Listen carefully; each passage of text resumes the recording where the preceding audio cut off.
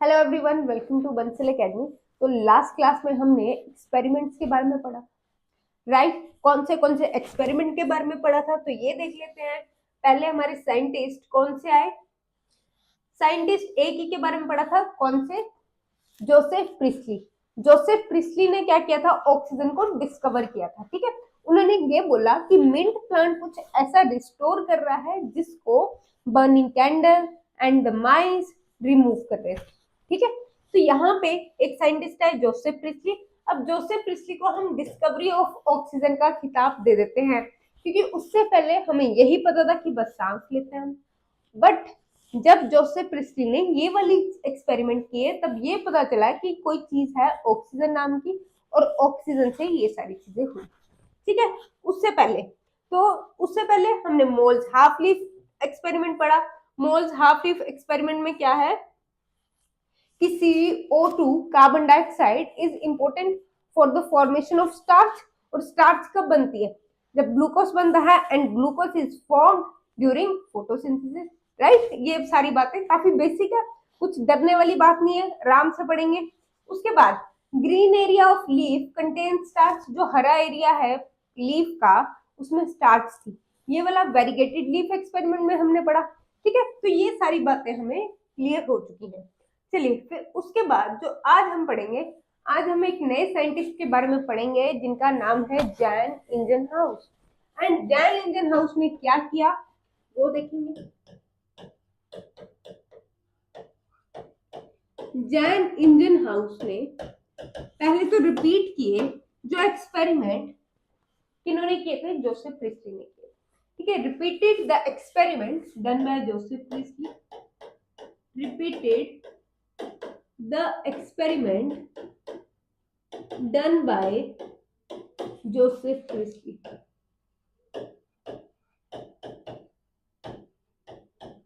Repeated the experiment done by Joseph Priestley. ठीक है, अब इन्होंने ये दोनों एक्सपेरिमेंट कब कब किए? डे एंड नाइट में, डे एंड नाइट दोनों में किए। अब जो एक्सपेरिमेंट उन्होंने डे में किया, उसमें तो O2 इवॉल्व हुई as shown by Joseph Priestley. तो यहाँ पे डे में mint plant releases oxygen O2 during photosynthesis. But night की अगर बात करें तो mint plant do not able to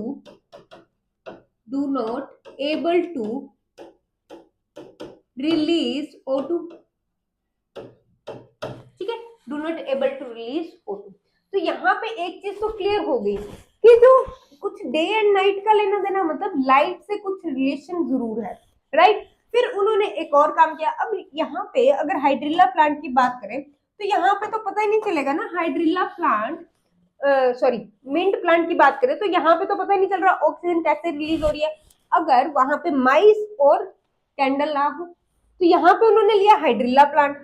हाइड्रिल्ला plant क्या है? हाइड्रिल्ला प्लांट एक एक्वाटिक प्लांट है। हाइड्रिल्ला प्लांट को लिया जिससे हमें पानी में कुछ बबल्स दिख जाएंगे। पानी में अगर ऑक्सीजन आई गैस की फॉर्म में तो हमें पता चल जाएगा। ठीक है, तो ये इन्होंने एक्सपेरिमेंट किया। ठीक है, ये एक्सपेरिमेंटेड सेकंड एक्सपेरिमेंट, ये एक्सपेरिमेंटेड ऑन हाइड्रिल्ला प्लांट। हाइड्रिल्ला प्लांट क्या है? एक्वाटिक प्लांट है। अब यहाँ पे भी इजी क्वेश्चन आ जाता है कई बार एग्जाम में, जैन इंजनहाउस ने कौन सा प्लांट लिया था? अब ये तो याद रह जाता है एक्वाटिक प्लांट, ऑक्सीजन इवॉल्व हुई है इन द फॉर्म ऑफ बबल्स, अभी करेंगे। ठीक है, बट ये नहीं याद रहता कौन सा प्लांट लिया। ये कॉमन सी बातें हैं आपके मार्क्स कम करने के लिए एग्जाम में। ठीक है, तो हाइड्रिल्ला प्लांट क्या है? Aquatic plant. अब इन्होंने ये एक्सपेरिमेंट किया कैसे? A beam of light, a high intensity light was illuminated. High intensity light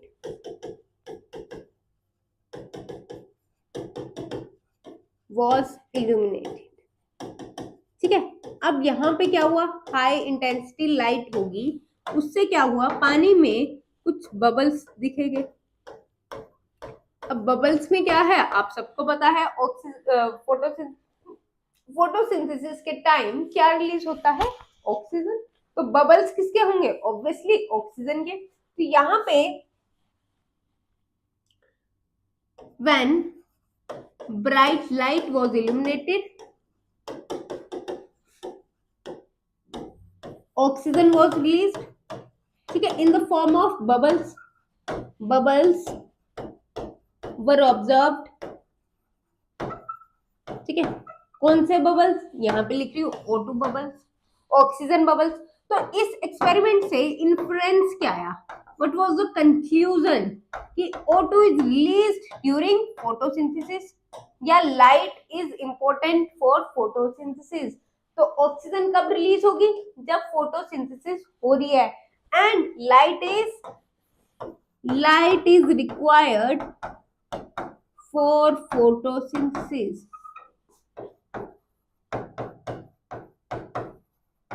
light is required for photosynthesis. तो ये इन्फ्लुएंस किसने निकाला है? जैन इंजनहाउस ने। ठीक है, डन। ये एक्सपेरिमेंट हो गया, समझ आ गया। चलिए नेक्स्ट चलते हैं। अब फिर एक और साइंटिस्ट आए, van सेच।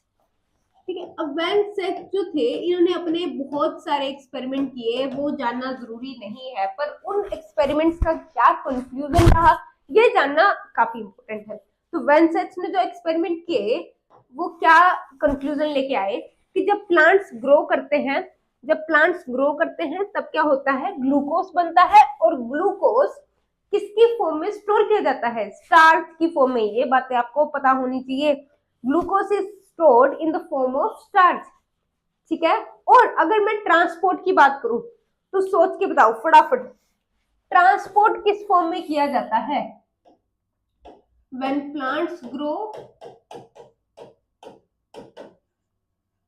glucose is formed. Glucose is formed. अब ग्लूकोज तो बन गया, किसकी फॉर्म में स्टोर किया जाता है?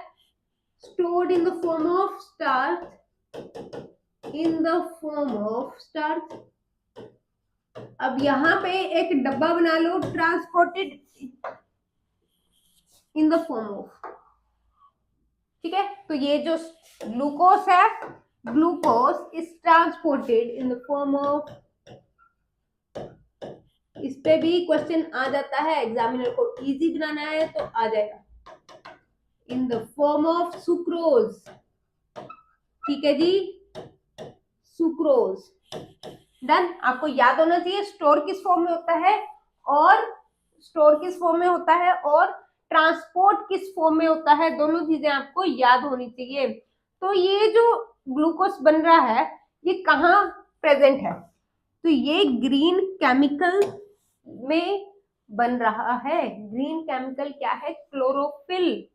ग्रीन केमिकल क्या है? क्लोरोफिल, जो ग्रीन स्ट्रक्चर में बन रहा है, ठीक है। Glucose is formed in green chemical. Green chemical तब थोड़ी पता था भाई कि क्लोरोफिल कोई चीज है, क्लोरोप्लास्ट कोई चीज है। तो यहाँ पे क्लोरोफिल में ग्रीन केमिकल क्या है? क्लोरोफिल। और ये ग्रीन केमिकल कहाँ बन रहा है? Green chemical is formed in green structure. तब ये नहीं पता था ग्रीन स्ट्रक्चर क्या है, ग्रीन केमिकल क्या है।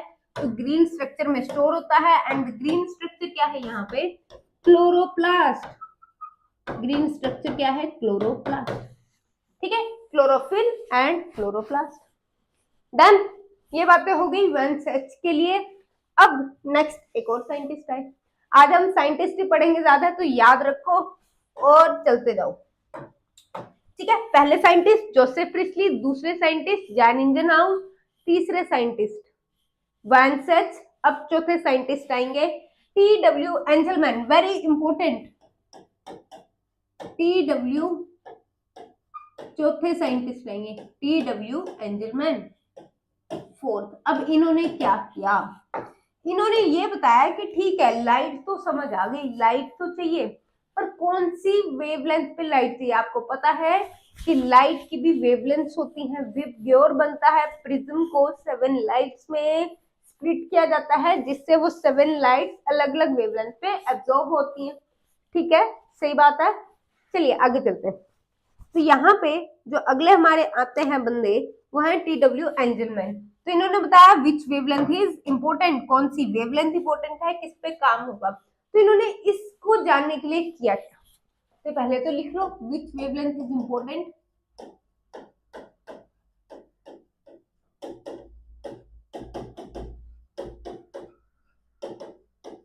कौन सी वेवलेंथ इंपॉर्टेंट है, ठीक है। उसके बाद जब वेवलेंथ की बात आ जाएगी तब इन्होंने एक चीज बताई टी.डब्ल्यू. एंजलमैन ने कि ठीक है वेवलेंथ कैसे बताया जाए, कैसे पता लगाया जाए।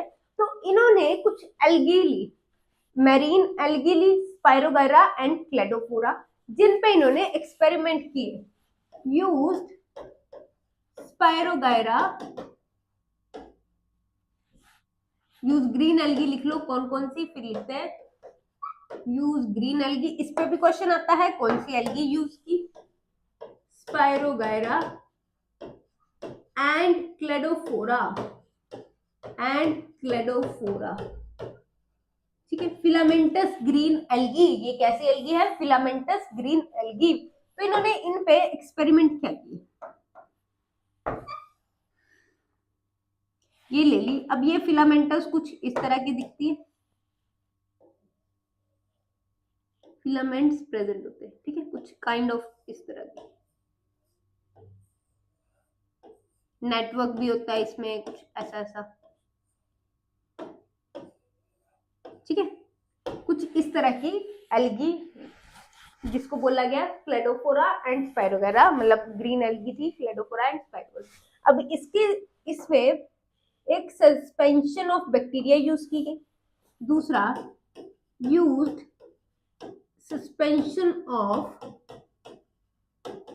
एरोटेक्टिक bacteria. Now what are aerotactic bacteria, पहले तो देखो, पहले स्पायरोगायरा एंड क्लेडोफोरा को ले लिया, अब यहाँ पे एरोटेक्टिक बैक्टीरिया को छोड़ दिया गया, हर जगह एरोटेक्टिक बैक्टीरिया को छोड़ दिया गया, ठीक है। सस्पेंशन क्या है, न्यूट्रिएंट मीडियम, सस्पेंशन यहाँ पे क्या होती है, न्यूट्रिएंट मीडियम लिया जिसमें बैक्टीरिया को बनाया, प्लस यहाँ पे न्यूट्रिएंट मीडियम प्लस बैक्टीरिया, खाना तो खाएंगे ना बैक्टीरिया है तो, एरोटेक्टिक ऑक्सीजन या एयर के पास अट्रैक्ट होने वाले बैक्टीरिया, एरोटेक्टिक बैक्टीरिया, ठीक है। तो इन्होंने क्या किया, यहाँ पे एक लाइट, ब्राइट लाइट ली, उसको प्रिज्म से पास कराया गया। अब जब प्रिज्म से पास करवाया जाता है then white light split into 7 colours, that is VIBGYOR. तो यहाँ पे विबग्योर बन गया, मतलब विबग्योर बन गया मतलब 7 लाइट्स में स्प्लिट हो गई, ठीक है। अब 7 लाइट्स में जब उसको स्प्लिट किया गया, व्हेन लाइट वाज इल्यूमिनेटेड,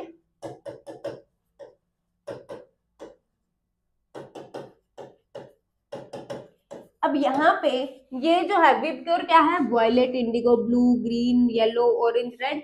तो जो बैक्टीरिया यहाँ पे डाले गए वो रेड रीजन पे इकट्ठे हो गए, सबसे ज्यादा है रेड रीजन पे इकट्ठे हो गए और ब्लू रीजन पे इकट्ठे हो गए, बाकियों में भी थे बट नॉट दैट मच जितने ब्लू एंड रेड रीजन पे थे, ठीक है। तो इन्होंने क्या किया, when light was illuminated, bacteria, aerotactic bacteria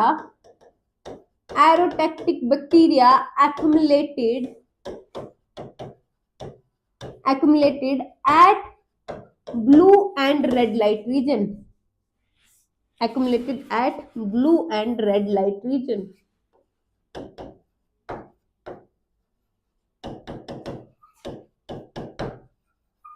ठीक है। बैक्टीरिया कहाँ एक्यूमुलेट हो गया, blue and red light region, ठीक है।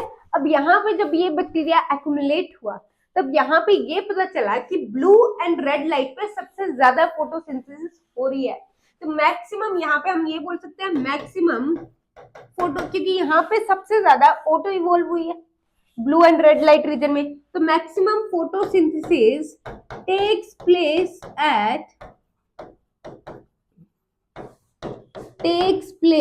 at blue and red light region,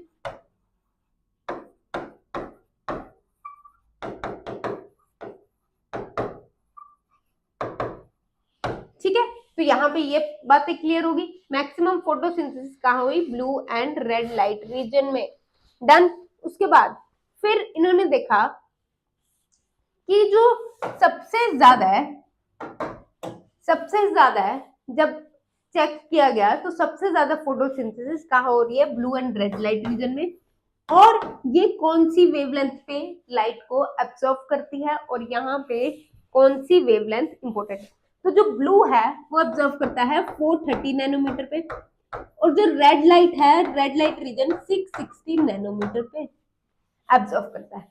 इसी से इन्होंने पहला एक्शन स्पेक्ट्रा बनाया। Now what is action spectra, इतनी बातें समझ आ गई तो एक्शन स्पेक्ट्रा पे भी आ जाते हैं। तो फर्स्ट यहाँ पे याद रखो, पहले first action spectra was made by T.W. Engelmann। First action spectra किसने बनाया, T.W. एंजलमैन ने। एक्शन स्पेक्ट्रा क्या है, पहले तो ये जानते हैं। एक्शन स्पेक्ट्रा है कि एक्शन क्या हो रहा है, काम कितना हो रहा है और किस वेवलेंथ पे हो रहा है। काम कौन कर रहा है, प्लांट कर रहा है। प्लांट क्या कर रहा है, कौन सा काम कर रहा है, फोटोसिंथेसिस। तो यहाँ पे फोटोसिंथेसिस कितनी हो रही है उसका रेट जानेंगे, और यहाँ पे उस लाइट रीजन को लिखेंगे वेब गेयर, ठीक है, जिसमें उसको स्प्लिट किया गया लाइट को। डन। तो अगर हम बात करें तो फर्स्ट एक्शन स्पेक्ट्रा दिया था T.W. एंजलमैन ने, कौन से के लिए, कौन से, क्लोरोफिल बी के लिए। क्लोरोफिल बी, क्लोरोफिल क्या है, वो केमिकल है जो किसकी वजह से सारी ये प्रोसेस चल रही है, photosynthesis. In the presence of, हमने फोटोसिंथेसिस की जो रिएक्शन देखी है वो हमेशा in the presence of chlorophyll देखी है। तो यहाँ पे ये जो एक्शन स्पेक्ट्रा है ये क्लोरोफिल का है, क्लोरोफिल बी का, ठीक है। तो कुछ एक्शन स्पेक्ट्रा कुछ इस तरह से आया था, ब्लैक से बनाते हैं, ठीक है। कुछ इस तरह से एक्शन स्पेक्ट्रा कुछ इस तरह से आया था। मतलब ब्लू और रेड लाइट रीजन पे सबसे ज्यादा फोटोसिंथेसिस कहाँ हो रही थी, ब्लू रीजन पे और रेड लाइट रीजन पे, ठीक है, रेड एंड ब्लू पे, ठीक है। तो ये ब्लू वाला जो वेवलेंथ है वो कितनी है, 430 नैनोमीटर, 430 नैनोमीटर, एंड ये 660 अराउंड 700 तक चली जाती है, 680 तक चली जाती है। तो 660 और 430 नैनोमीटर पे सबसे ज्यादा लाइट एब्जॉर्ब हो रही है।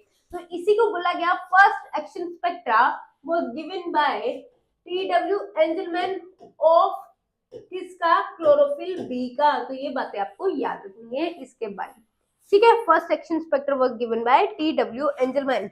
बात क्लियर हो गई, यहां तक कोई डाउट, एक्शन स्पेक्ट्रा समझ आ गया कैसे काम हो रहा है, क्या काम हो रहा है, ठीक है।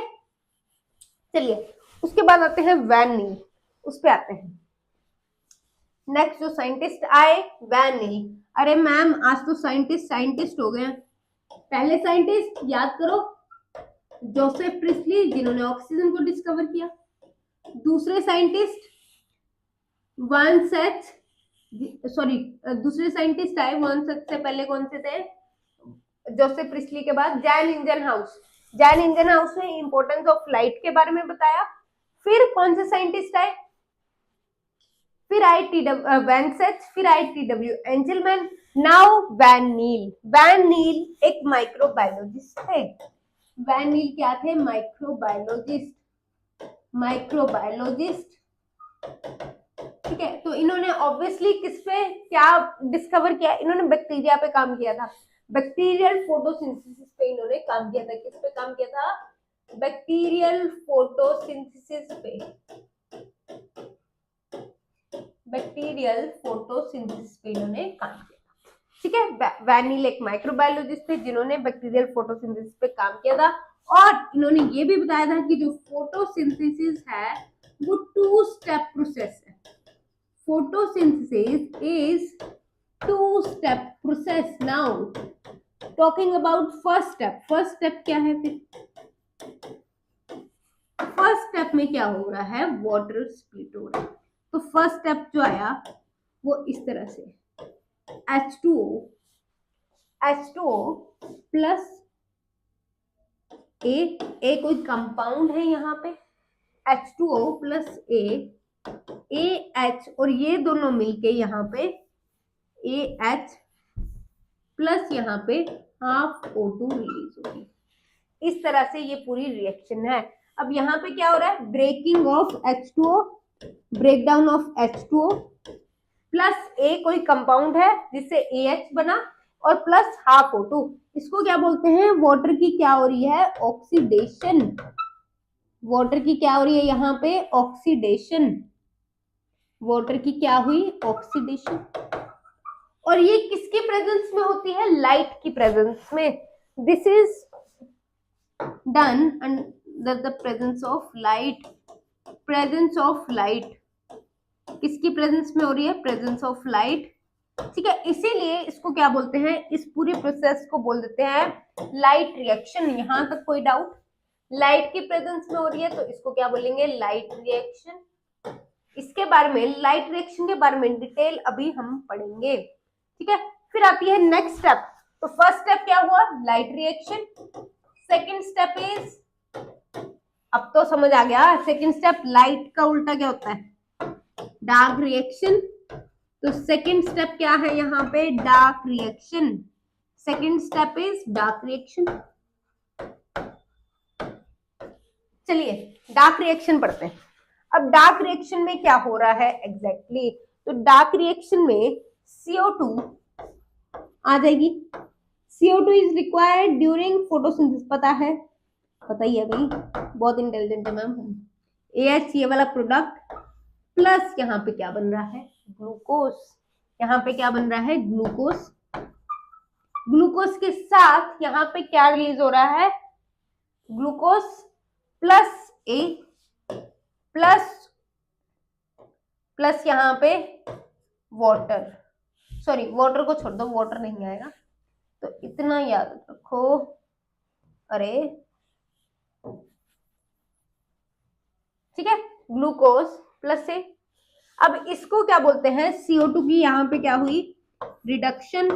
CO2 की रिडक्शन हो चुकी है और यहाँ पे ग्लूकोज बन चुका है, और इसी को क्या बोलते हैं, CO2 फिक्सेशन, डार्क रिएक्शन। तो दो स्टेप प्रोसेस समझ आ गई, उसको क्या बोलते हैं, CO2 फिक्सेशन और डार्क रिएक्शन। डन। वैन नील का एक्सपेरिमेंट समझ आया, वैन नील का एक्सपेरिमेंट समझ आया। डार्क, इन्होंने ये लाइट रिएक्शन की फोटोसिंथेसिस दो स्टेप में होती है। पहला स्टेप लाइट रिएक्शन, दूसरा स्टेप डार्क रिएक्शन। तो ये बहुत बड़ी उपलब्धि थी उस टाइम में कि लाइट रिएक्शन और डार्क रिएक्शन दोनों होती है। फिर आती है नेक्स्ट चीज। अब यहाँ पे अच्छा एक और चीज आ गई। आप बोलोगे मैम आपने तो बताया जो फोटोसिंथेसिस है वो एक क्या है, रिडक्शन प्रोसेस, बट यहाँ पे तो रिडॉक्स रिएक्शन चल रही है। तो ओवरऑल तो रिडॉक्स रिएक्शन है, बट मैंने आपको एक और चीज बताई थी कि CO2 यहाँ पे मेन काम ग्लूकोज का बनना है, ऑक्सीजन का बनना नहीं है। तो इसीलिए ग्लूकोज के बनने वाले स्टेप में क्या हो रही है, रिडक्शन हो रही है। तो इसीलिए photosynthesis overall reduction process. Done, ये बात क्लियर होगी। चलते हैं आगे। चलिए उसके बाद अब यहाँ पे इन्होंने प्रूफ भी दिया। इन्होंने ये एक प्रूफ दिया जब बैक्टीरियल फोटोसिंथेसिस की थी कि जो ऑक्सीजन है वो वाटर से आ रही है। तो लिखिए एविडेंसेस दैट सपोर्ट्स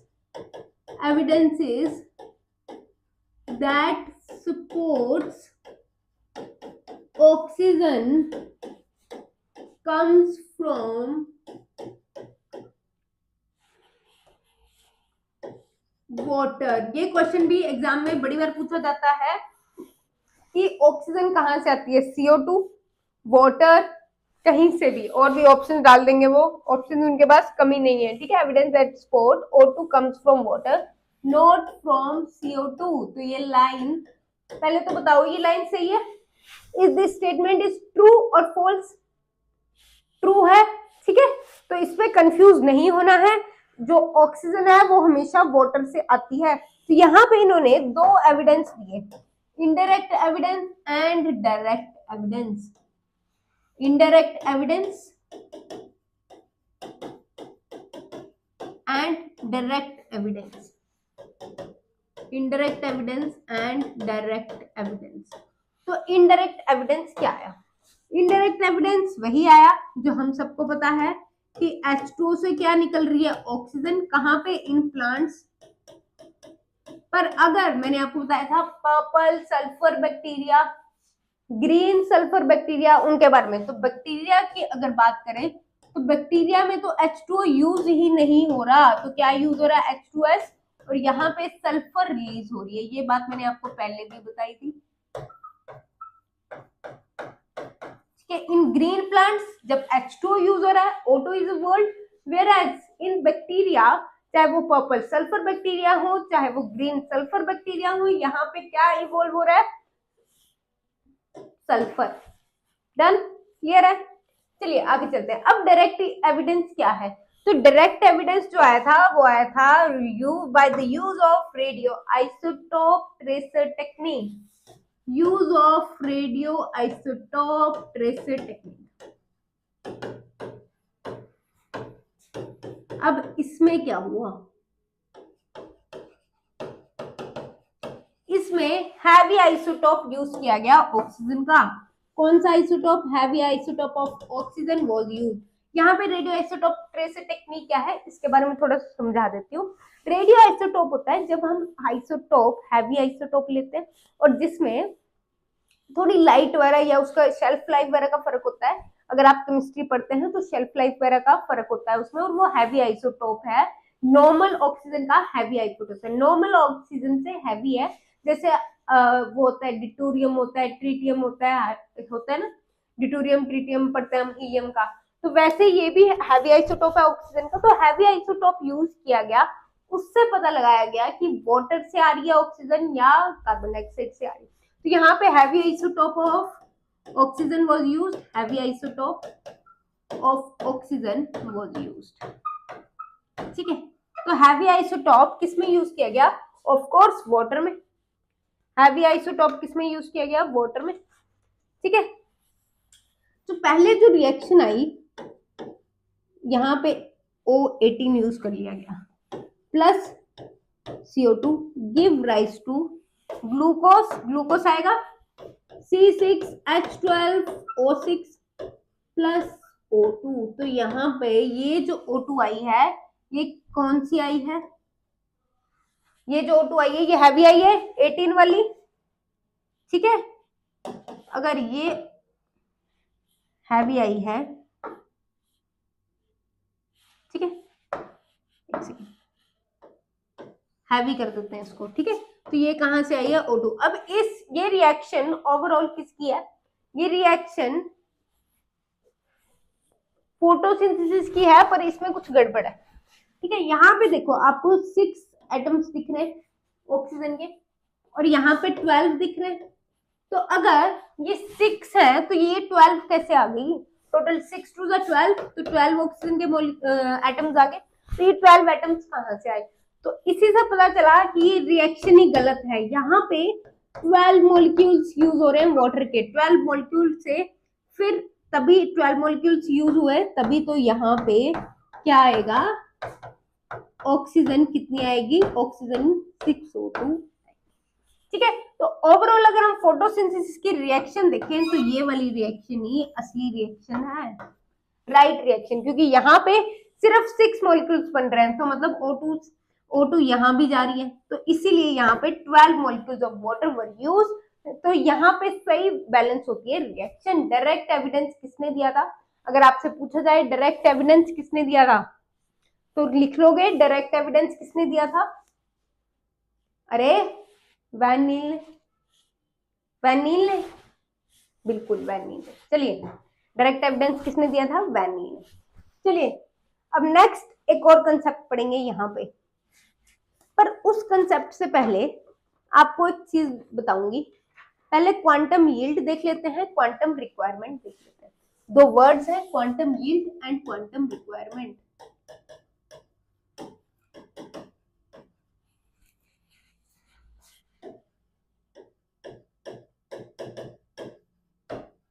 दो यहाँ पे टर्म्स हैं, इनको देखते हैं। अब क्वांटम यील्ड क्या है? ठीक है, क्वांटम यील्ड है number of O2 produced, number of O2 produced per quantum of light absorbed, number of O2 produced per quantum of light absorbed.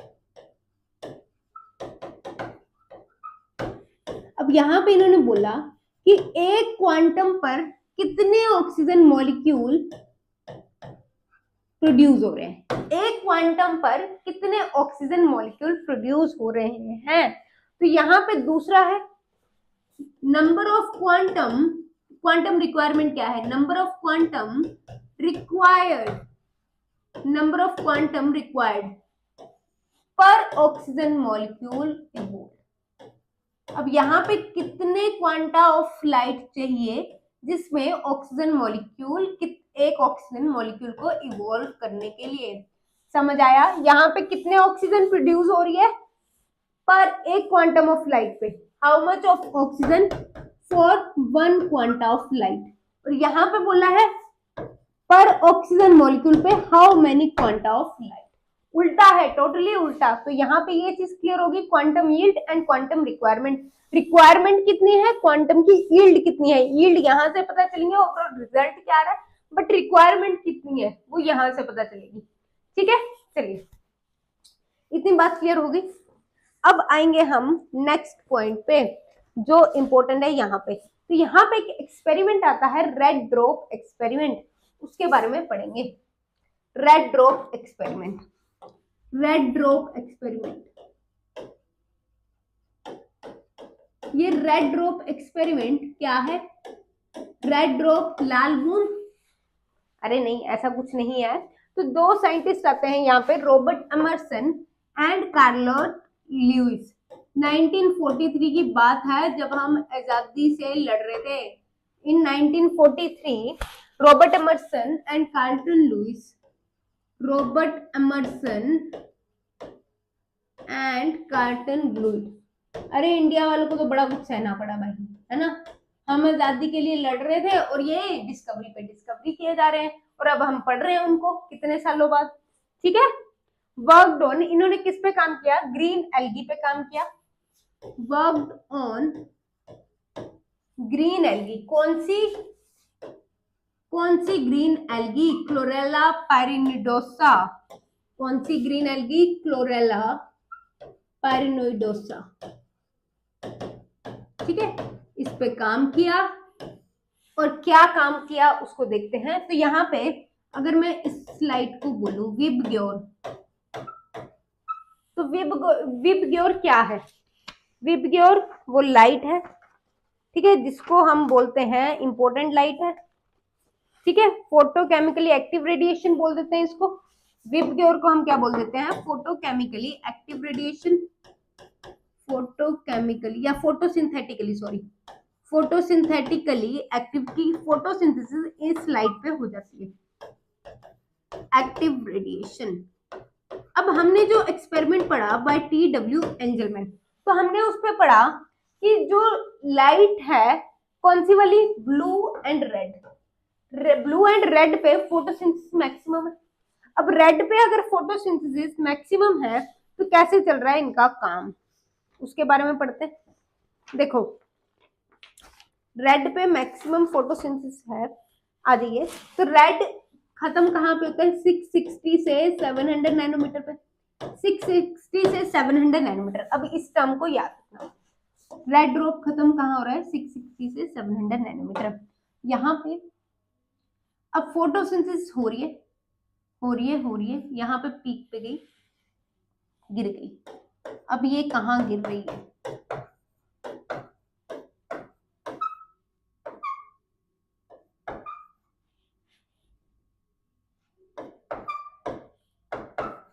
Red के बाद गिर गई।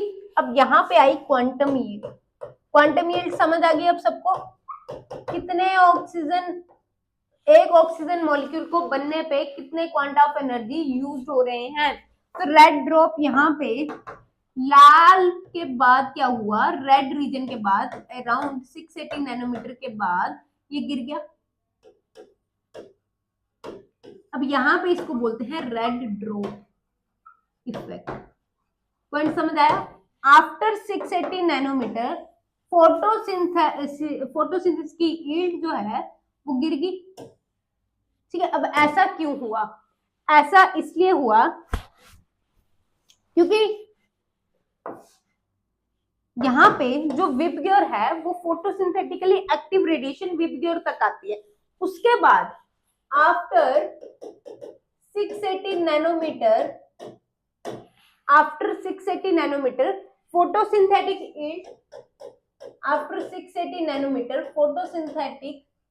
Yield drops drastically.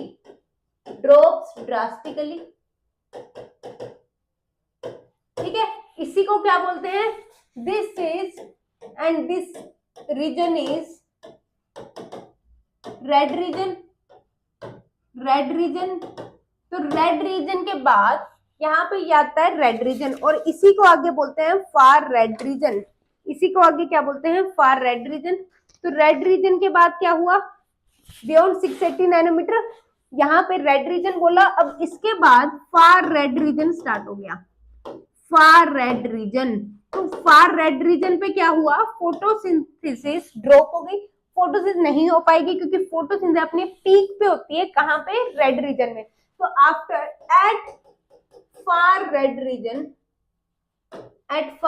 Reason photosynthesis या फोटोसिंथेटिक एक्टिविटी ड्रॉप्स डाउन। ठीक है, photosynthetic activity यहाँ पे नहीं होगी फार रेड रीजन में। डन। तो इसी को क्या बोलते हैं? Red drop phenomena. This phenomena is known as red drop phenomena. This phenomena is known as red drop phenomena. Clear? Red drop phenomena, red drop phenomena. I hope आपको clear होगा कि 680 नैनोमीटर पे कौन सा रीजन है? Red region. After red region के बाद क्या हो रहा है? फोटोसिंथेटिक यील्ड ड्रॉप हो रही है ड्रास्टिकली, एक सीधा ड्रॉप आ रहा है, और वो ड्रॉप कहाँ पे आता है? रेड, आफ्टर रेड रीजन, जिसको हम बोलते हैं फार रेड रीजन। इसी को बोला जाता है red drop phenomena. Discovered by Emerson and Lewis. तो आज कौन कौन से साइंटिस्ट के बारे में पढ़ा? जल्दी पहले जो हमने साइंटिस्ट सबके बारे में पढ़ लेते हैं। Joseph priestly discoverer of oxygen. फिर कौन से साइंटिस्ट के बारे में पढ़ा? जैन इंजनहाउस ने importance of light for photosynthesis के बारे में बताया। आफ्टर जैन इंजनहाउस वैन सेच के बारे में पढ़ा। वैन सेच ने क्या बताया कि जो प्लांट्स हैं जब वो बड़े हो जाते हैं तब वो ग्लूकोज को प्रोड्यूस करते हैं, और ग्लूकोज को स्टोर कर लिया जाता है इन the form of starch, and transport किसकी फॉर्म में किया जाता है? ये एक्स्ट्रा पॉइंट था, इन the form of sucrose. Very good. Next point, अब वैन सेच की बात खत्म होगी। टी.डब्ल्यू. एंजलमैन, खास बात क्या है? इन्होंने फर्स्ट एक्शन स्पेक्ट्रा दिया था किसके लिए? क्लोरोफिल बी के लिए। एंड क्लोरोफिल बी के लिए जब फर्स्ट एक्शन स्पेक्ट्रा दिया इन्होंने, तब इन्होंने बताया कौन सी वेवलेंथ इंपॉर्टेंट है। तो ब्लू एंड रेड रीजन पे सबसे ज्यादा फोटोसिंथेसिस हो रही थी, हमने एक्शन स्पेक्ट्रा से पढ़ा। ठीक है, राइट। अब टी.डब्ल्यू. एंजलमैन ने तो ये सारी चीजें बता दी। फिर नेक्स्ट साइंटिस्ट आए वैन नील। वैन नील क्या है? एक माइक्रोबायोलॉजिस्ट है। काम किस पे किया? बैक्टीरिया पे किया। तो फोटोसिंथेटिक बैक्टीरिया के बारे में इन्होंने बताया था। तो इन्होंने बताया है कि जो फोटोसिंथेसिस है वो दो रिएक्शंस में स्प्लिट होती है। One is light reaction, other one is dark reaction. Light reaction में क्या हो रहा है? वाटर की स्प्लिटिंग हो रही है। डार्क रिएक्शन में क्या हो रहा है? CO2 फिक्सेशन हो रही है। तो ये बातें हमेशा याद रखनी है। Light reaction splitting of water, dark reaction fixation of CO2। ठीक है, ये बात होगी। अब यहाँ पे ये पता चला कि जो ऑक्सीजन है वो हमेशा वाटर से आती है। तो इसके लिए वैन नील ने एविडेंस दिए। पहला तो इन्होंने इनडायरेक्ट एविडेंस दिया था। इनडायरेक्ट कैसे? कि अगर प्लांट्स में वाटर यूज हो रहा है तो O2 रिलीज हो रही है, बट अगर हम बात करें पर्पल सल्फर बैक्टीरिया की, ग्रीन सल्फर बैक्टीरिया की, तो वहां पे तो वाटर यूज ही नहीं हो रहा। तो अगर वहां पे वाटर यूज नहीं हो रहा है तो वहां पे ऑक्सीजन रिलीज भी नहीं हो रही है। तो रिलीज क्या हो रहा है? सल्फर, क्योंकि वहां पे हाइड्रोजन सल्फाइड यूज हो रहा है।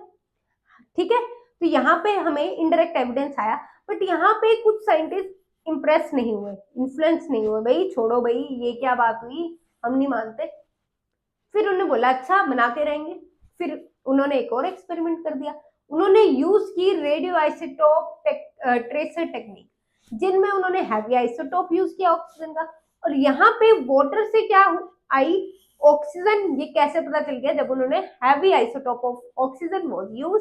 और यहाँ पे क्लियर हो गया जो ऑक्सीजन है वो वाटर से ही आई डायरेक्ट मेथड में। तो ये वैन नील का एक दावा था, जैसे वैन नील ने बोला मैं तो प्रूव करके रहूंगा, मैं तो टेस्ट क्लियर करके रहूंगा, वैसे ही आपको भी करना है। ठीक है, चलिए तो इतनी बातें होगी इनडायरेक्ट एविडेंस, डायरेक्ट एविडेंस। अब रेड ड्रॉप, नेक्स्ट आता है red drop, quantum yield and quantum requirement के बारे में क्लियर हो गया था। अब आता है रेड ड्रॉप एक्सपेरिमेंट। तो 1943 में एक रेड ड्रॉप एक्सपेरिमेंट किया Robert Emerson and Carlton Lewis ने। इन्होंने कौन सी एल्गी यूज की, क्लोरेला पायरिनोइडोसा। अब उस एल्गी पे इन्होंने एक्सपेरिमेंट किया और स्टडी किया फोटोसिंथेटिकली एक्टिव रेडिएशन को और रेड ड्रॉप फिनोमेना क्या होता है। रेड ड्रॉप क्या है, लाल के बाद क्या हुआ, फोटोसिंथेटिक यील्ड गिर गई, यही रेड ड्रॉप है। और लाल के बाद रीजन कौन सा आता है, रेड रीजन के बाद आता है फार रेड, दूर रह गया अब रेड, तो फार रेड रीजन, और फार रेड रीजन पे क्या हुआ, फोटोसिंथेसिस यील्ड काफी ड्रॉप कर गई।